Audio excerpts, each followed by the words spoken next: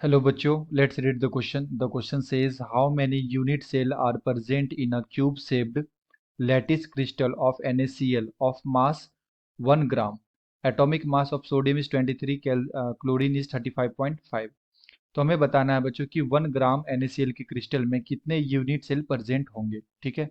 सबसे पहले बात करते हैं बच्चों की concept calculation of unit cell, calculation of unit cell. तो सबसे पहले हम लोग ये देखते हैं बच्चों कि एक यूनिट सेल का मास कितना होगा। ठीक है।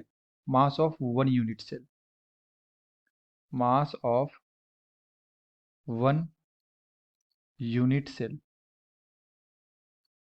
तो बेसिकली यूनिट सेल किसे बोलते हैं बच्चों? Basic repeating unit which repeated over and over again. ठीक है। यानी कि एक जो बेसिक रिपीटिंग यूनिट होगा, जैसे कि NaCl का यहाँ पे दे रखा है क्यूबिकल शेप्ड यूनिट है। तो एक क्यूबिकल शेप्ड यूनिट में NaCl प्रेजेंट होंगे। तो एक क्यूब को हम लोग क्या बोलते हैं? Unit cell. तो एक क्यूब का हम यहाँ पे एक यूनिट सेल का जो मास आ जाएगा, ये कितना आ जाएगा बच्चों? Density into volume. And density हम लोग क्या लिखते हैं? डेंसिटी इक्वल टू लिखते हैं Z into mass of compound divided by Na Avogadro number into volume of cube is a cube. Into में वॉल्यूम ऑफ क्यूब, तो वॉल्यूम ऑफ क्यूब क्या आ जाएगा? ए क्यूब। तो ए क्यूब से ए क्यूब कैंसिल आउट हो जाएगा। Mass of one unit cell हमारे पास आ जाएगा Z into mass of compound. तो मास ऑफ कंपाउंड यहाँ पे हमारे पास है NaCl। तो Na का मास कितना दे रखा है? 23 एंड Cl का दे रखा है 35.5। तो यहाँ से ये आ जाएगा बच्चों 58.5 ग्राम पर मोल। ओके।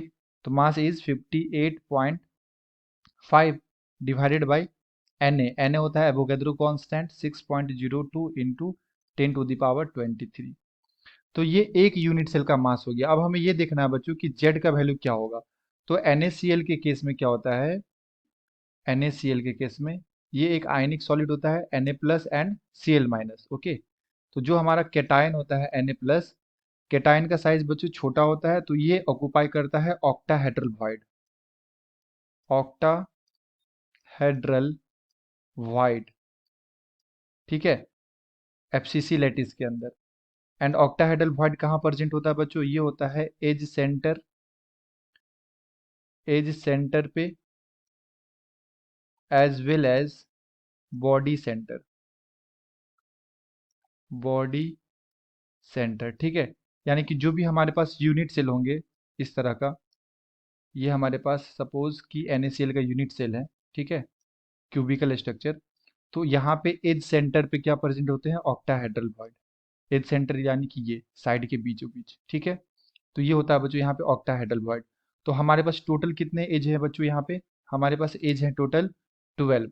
एंड प्रत्येक एज का जो कंट्रीब्यूशन होता है, क्योंकि इस ये जो एज है इसके जस्ट बगल में भी यूनिट सेल सब होंगे, है ना? इसके बगल में होगा, ऊपर में होगा। तो इस एज का जो कंट्रीब्यूशन होता है अपने यूनिट सेल के अंदर, ये 1/4 होता है। सो 12 इंटू 1/4 ये एज के लिए आ गया। एंड एक वॉइड प्रेजेंट होगा ऑक्टाहेड्रल वॉइड बॉडी के सेंटर पे। ठीक है, बीचों बीच। तो ये कंप्लीट वॉइड होता है यहाँ पे। तो इसके लिए 1 आ जाएगा। तो यहाँ से कितना आ जाएगा? ये 3 + 1। तो इफेक्टिवली जो ऑक्टाहेड्रल वॉइड्स हैं ये कितने आ जाएंगे बच्चों? 4 आ जाएंगे। एंड जो Cl माइनस होता है हमारा एनायंस, ये प्रेजेंट होता है FCC लैटिस में, है ना? ये FCC लैटिस फॉर्म करता है। और FCC लैटिस में क्या जो पोजीशन होते हैं आयंस के, वो क्या होते हैं? कॉर्नर पे होता है as well as face centre, face centre. ठीक है। तो कॉर्नर पे एंड फेस के सेंटर पे प्रेजेंट होंगे। यानी कि वॉइड्स में प्रेजेंट होंगे बच्चों केटायन, और जो एनायंस होगा वो लैटिस फॉर्म करेगा। लाइक कॉर्नर पे प्रेजेंट होगा इस तरह से, यहाँ पे Cl माइनस होंगे, फेस के सेंटर पे प्रेजेंट होगा इस तरह से।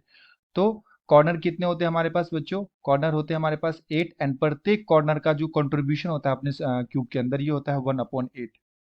तो यहाँ से ये 1 आ जाएगा इफेक्टिवली। प्लस में फेस कितने हैं हमारे पास? टोटल 6 फेस होते हैं। एंड प्रत्येक फेस का जो कंट्रीब्यूशन होता है ये हाफ होता है।